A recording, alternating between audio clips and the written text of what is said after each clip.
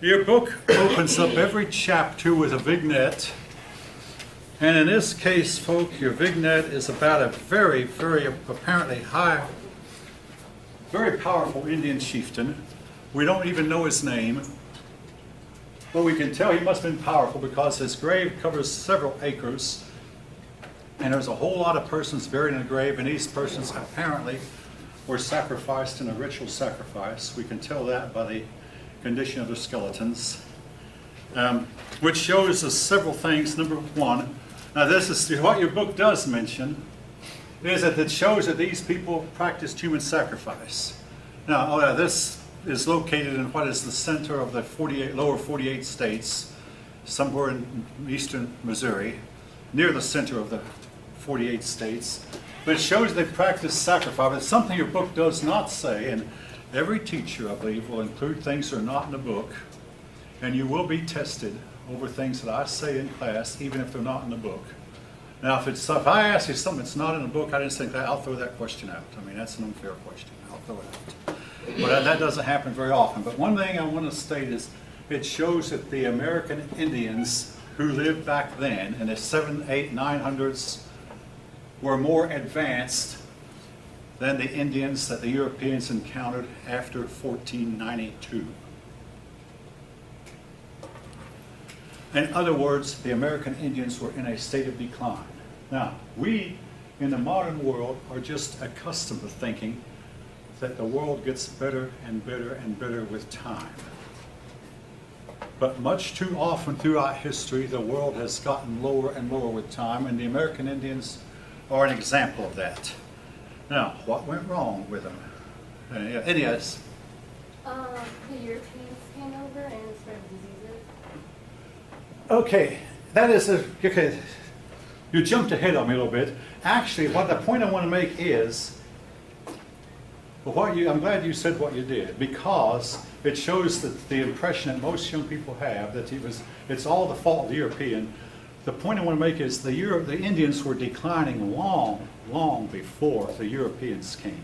When the Europeans came, they found them living in teepees and wigwams and moving about from place to place, nomads, with very little in the way of advanced culture. That was not the fault of the Europeans. Yes? But, like, who was there to attest to that? What's that? Who was there in that time to attest to that? The American Indians destroyed each other.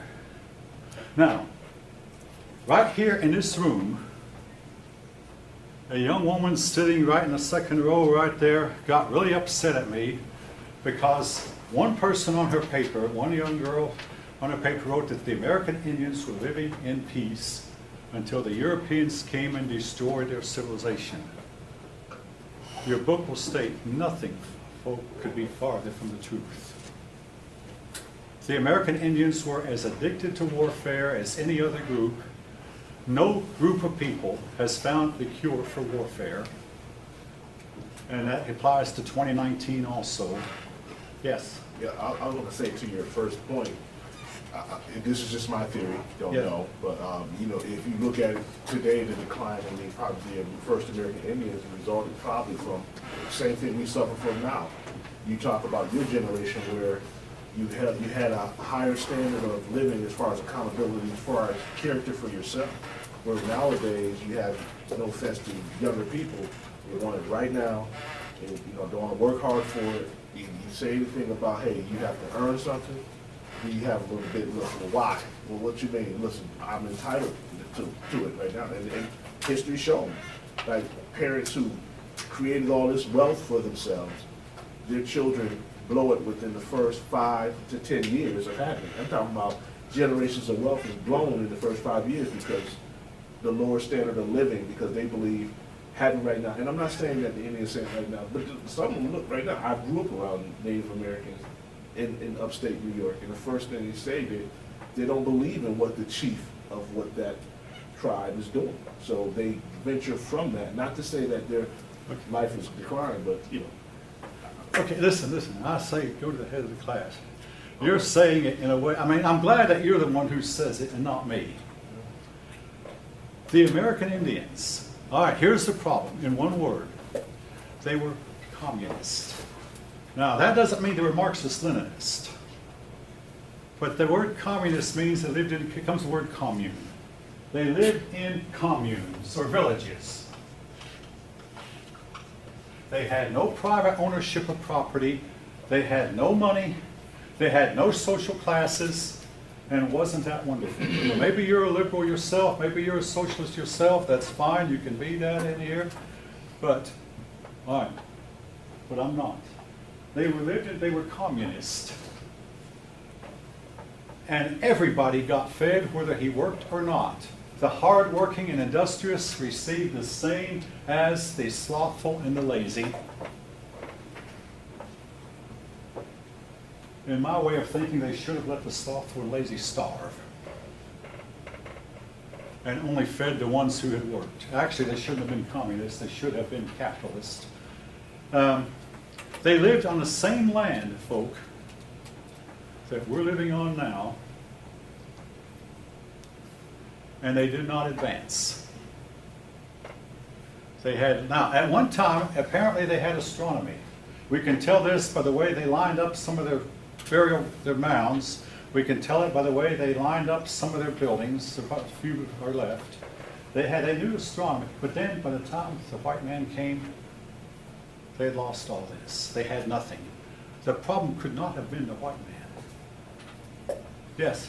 Just a quick question. Does this apply to all, I guess, do you know the Aztecs and the Incas are different societies? Were they done? The Aztecs and Incas were civilized.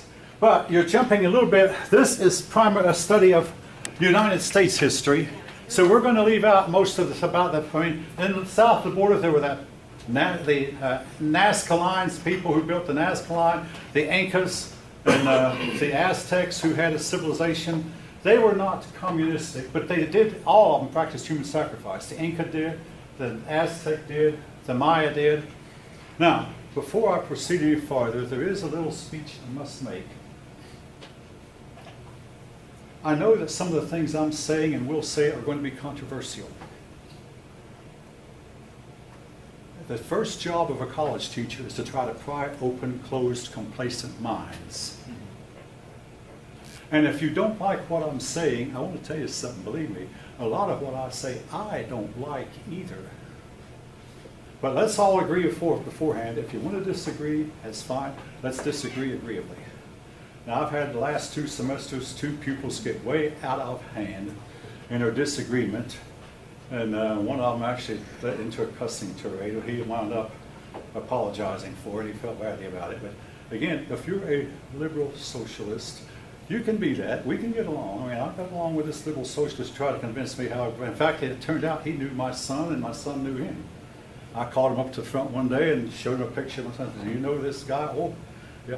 Then when he said, I thought I was in trouble. I said, no, you can. I know you and I disagree. You and I can disagree, hopefully, and still get along. But if you're a liberal socialist, you're going to hear me say things that offend you. And I'm not going to apologize for it. I heard a preacher one time say, if I don't step on somebody's toes, I have failed in my job. And yes, all right, I go to church regularly, and do my toes get stepped on? Yes, even at 69, I sometimes have a preacher step on my toes. That's maybe I need to. But if I step on your toes, folk, I'm not going to apologize for it. I mean, I think that's part of my job. But again, if you believe that the American Indians were living in peaceful and all the fault they had is all to be blamed on the European who came in and destroyed them, I don't believe that. I think a lot of the problem was they were their own worst enemy. And what you just said a few minutes ago, we today in 21st century America are heading down the same path that they did. We're doing the same things they did. In what way? Okay. Any group of people who practiced human sacrifice is sooner or later going to meet their match, and they're going to have everything they have taken away from them and be carried as captive as slaves. It's almost like it's the natural order of things. Are we practicing human sacrifice? I think so. We have aborted 60 million babies in the last, and I believe just in a few days, some people will celebrate Roe versus Wade. It happened in January, about this time in January 1973. Now, some of you women might have had an abortion already. If you take offense at it again, what you are doing is weakening our country and making it easier for them. In the case of the Romans had a population of 50 million at the time of Caesar Augustus. That went down to 30 million by the time the Germans and Huns came in 400 years later. What happened to the other 20 million? They died and were not replaced. If the Roman Empire would have continued to produce children at a normal rate, and they'd have had a population of 200 million by 300 AD, the Germans would never have invaded them. The Huns would have come. The Huns were driven out of Mongolia. When they came, they had found the Roman Empire too big, too strong. They'd have simply settled down in Hungary like they eventually did. There would have been no war. The Romans would take their babies they didn't want and put them out in the forest, expose their babies, and let the wild animals get them. This happened to millions of Roman babies. Then they got to where the men and women did not like each other. More than half their adult population was not married. Today in the United States, we have more than half of the adult population, and in some cases, big as 2/3 of the adult population is not married.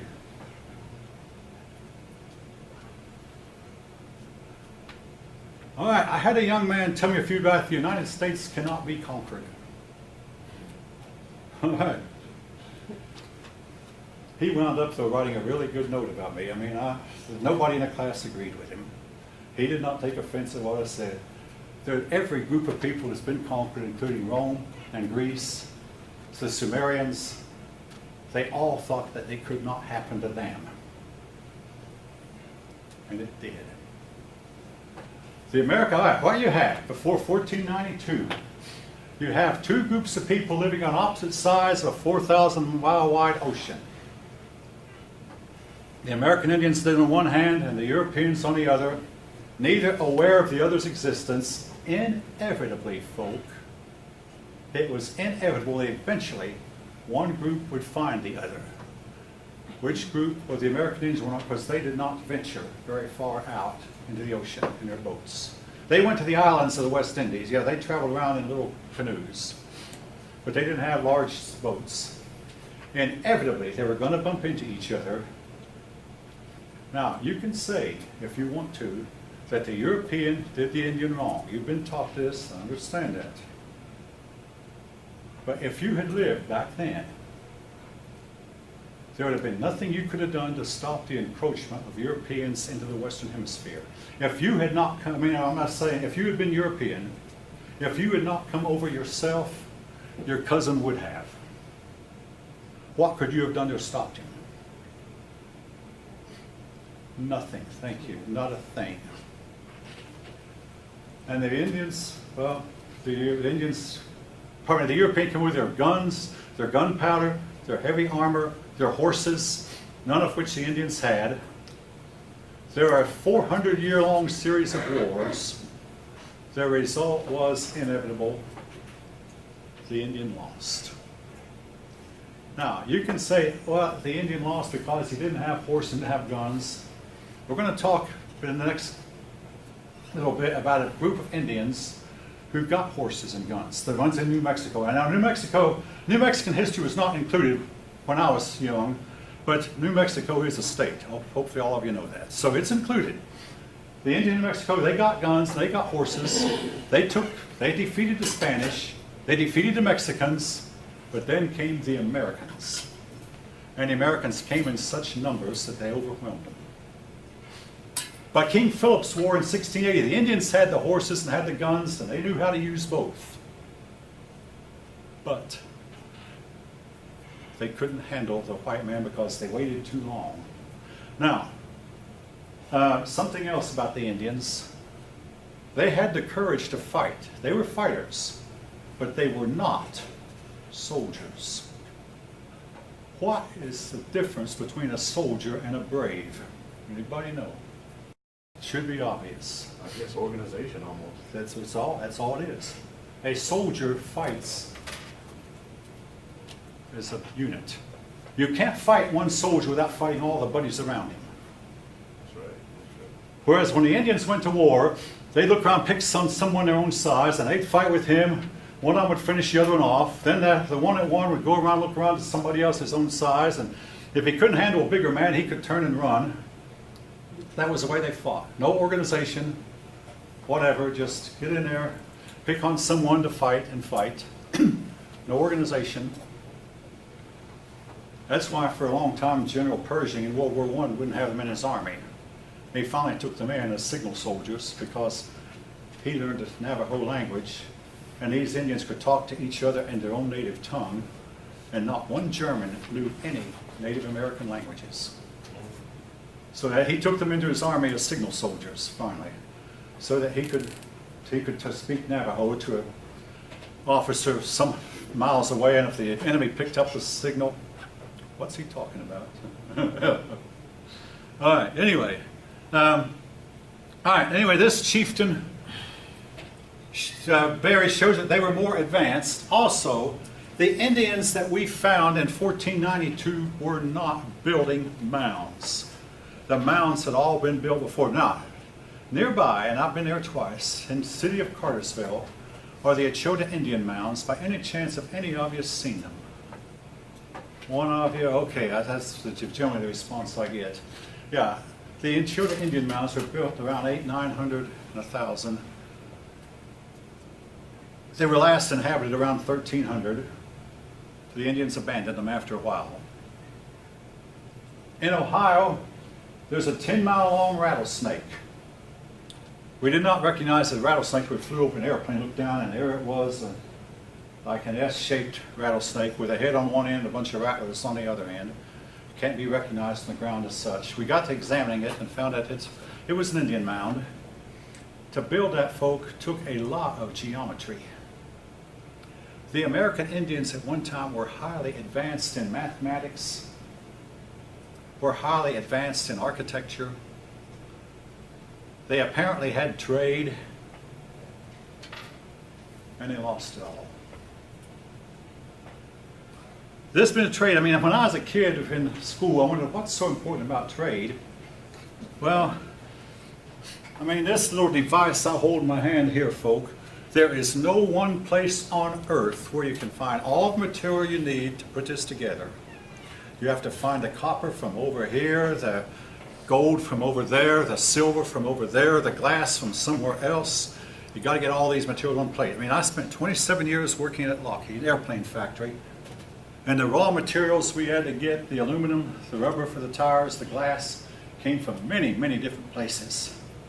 It wasn't like they went outside and dug a hole in the ground and there was some glass and there was some rubber and there was a rubber tree and they made the tires and there was an aluminum ore and they made, no, it wasn't that way. You have to have trade in order to have cars and trains and planes and radios and computers and light bulbs and air conditioners, and you have to have trade. Very important. The Indians after a while didn't have any of that. We know they did at one time because we find stuff in Florida that came from Wisconsin, and vice versa. We find stuff in Wisconsin that had to have come from Florida. They had trade at one time, but they lost it all. Basically, they were in an advanced state of decline. Now, I keep reminding myself the arguments I've had. I had an argument one time with a student who was convinced that the Europeans were cutting down trees. Your book says, and I can give you the exact page, page 18, the American Indians before Columbus burnt away millions of acres of trees. They had to. If they hadn't, they'd have been burned up by fires. Now, this business of forest fires, I know this firsthand because my son went to Oregon last summer, and the air was full of smoke where he was. He finally came home. We can't control our forest fires today. What could the American Indians have done if they had not burned away acres? There are more trees in North America today than there were in 1492. This can be proven.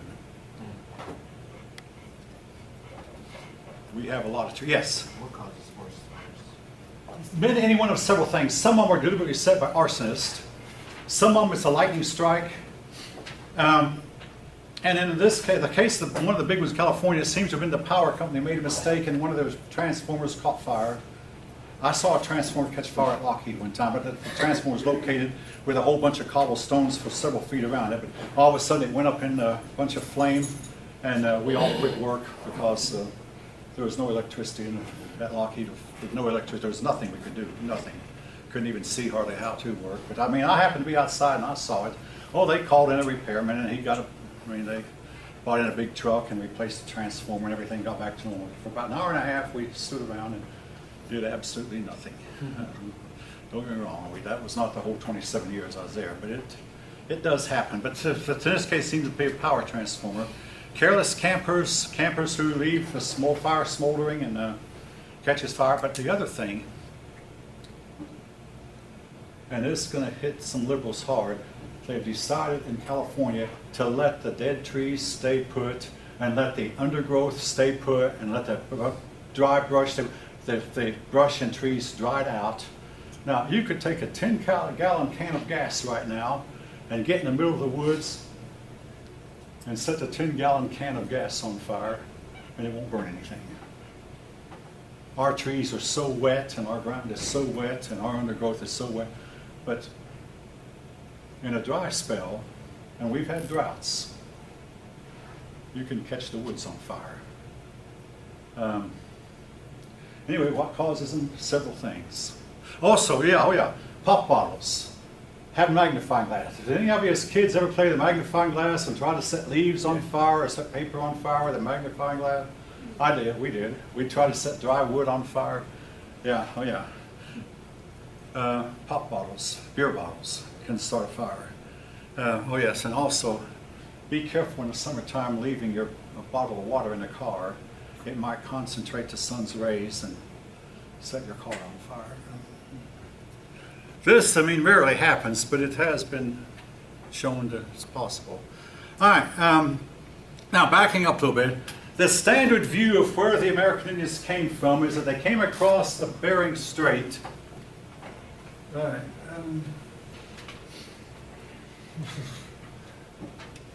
But I shouldn't erase that.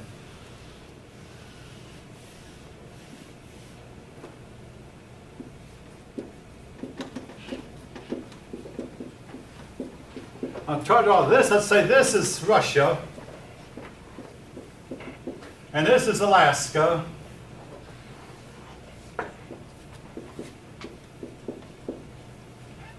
There was a time when the oceans receded during the last ice age, when so much ice collected in Antarctica and in the Arctic, the ocean levels went down, and it's believed that there was a land bridge between here and here, and that the Indians crossed over from Asia and then spread out throughout North and South America. Personally, now I have to say I don't believe this, because it is now known that you can cross an ocean in a rowboat, even the big Pacific Ocean. You might say how. You learn the skills, you learn how to find, I'll be right with you. You learn how to find freshwater springs that exist even in the ocean, and you can't drink salt water. Anyway, you learn how to catch some of the fish in the middle of the ocean. It's very difficult, but it can be done. And you take home dried food, and you can cross the ocean. Anyway, yes? Wasn't it like back then during an ice age? And so wasn't it like an ice bridge where they crossed over? They could have crossed over it on an ice bridge too. Yeah, iceberg, ice bridge. Yeah, during the ice age. Now, and while I'm on the subject of ice ages, folk, the Earth has gone through periods of cold and warm. And every time it gets warm, it eventually turns around and becomes cold again. And every time it gets cold, it turns around and becomes warm again. And one of the 8 questions I'll be asking you is what you think of the modern day climate change. Well, I've already told you pretty much what I think. It's not what I've written down. You'll see what I mean. You'll see what But it gets cold and it gets hot. As it gets hot for a while, it turns, and it's not caused by anything man does. We might say, what causes the cooling? The sun overhead changes temperature. At one time, we thought the sun's output was constant. Today, we know that the output of every star we've observed, including our own sun, is not constant.